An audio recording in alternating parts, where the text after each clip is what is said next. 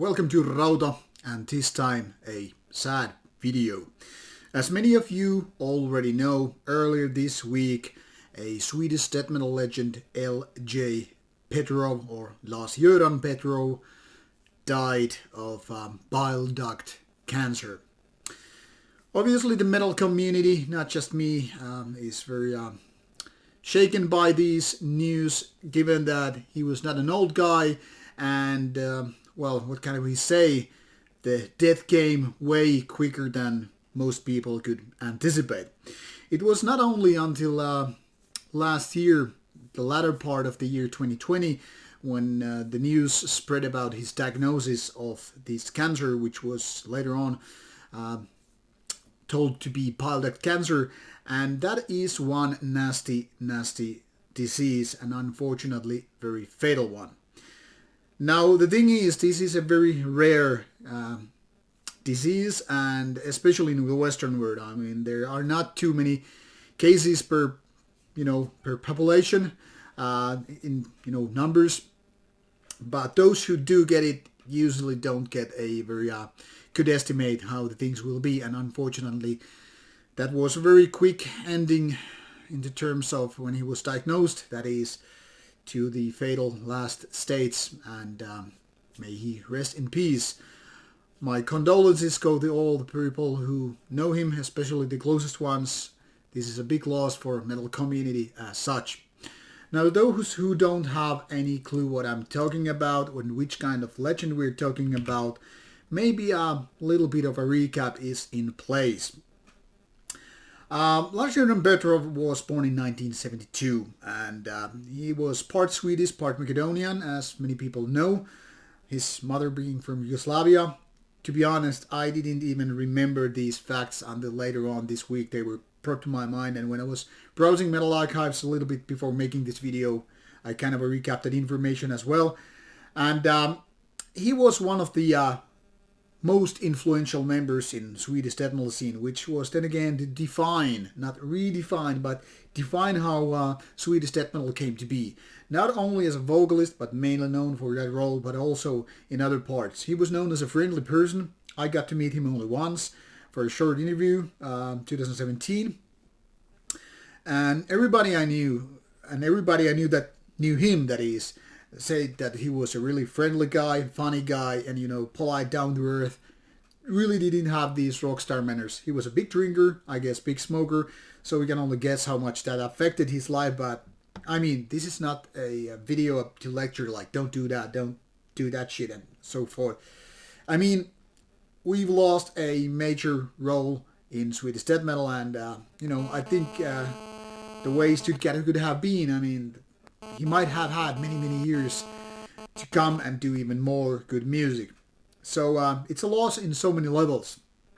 But to talk about his bands, now known as past bands, obviously, that's quite a list. Obviously there are some smaller ones which didn't really make big waves, but he was mostly known obviously for the band Entombed, where he was a big member from many years, already from 1989 until it was more or less split in two when Entombed AD was founded in 2014. And both of these bands made a lot of impact, made a big impact in not only Swedish death metal scene, but all over global scales. And obviously he was part of the debut album Left Hand Path, which to many people is the Swedish death metal album, or one of those important albums. And obviously on Entombed AD, when the argument between original Entombed members came to be, Entombed AD came there to just continue the work with L.J. Petrov and other members.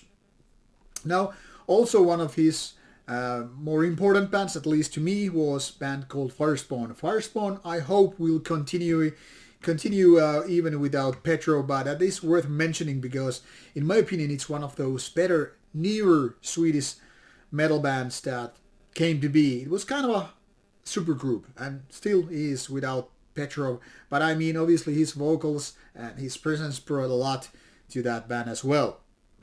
And even before Entombed and those continuations to that, he was part of Morbid, which then again, well, maybe didn't as such be a big band at that point, but I mean, it led to other bands being born, and one of them was obviously Nihilist, where he, did vocals, which then again became Entombed.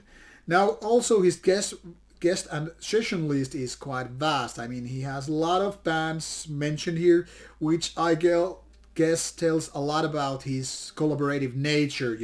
There's a lot of bands he took part of, did some guest vocals. There's some famous ones, like Punch and Stench, Rotten Sound, I'm a Nomoth, I guess. And lots of bands which are listed here, even, some Wallbeat ones. So it's no doubt that he is or was one of the most influential, one of the most important people in the Swedish death metal scene. And there's a lot of irony considering how, his bands always flirted with death metal. And I guess he's not one of those people that if we could talk to him, like he was like, hey, don't mourn my loss, just have a beer, have a cigarette, and listen to some cool death metal or whatever your cup of tea is. And it's not too long ago when he posted this, online social media post about Alex Laiho passing away. Rest in peace him as well. And now he's soon followed, only like 3 months later. So we're living sad times in terms of extreme metal. I mean, back in the past decades, the rock and roll age to be dead was 27. Luckily, we kind of got past of that in the past decades. And later years, we started to lose, rock and metal people around the 70s, which is kind of like more something to be expected. I mean, I'm talking about names such as, Lemmy of Motorhead and people like David Bowie and etc.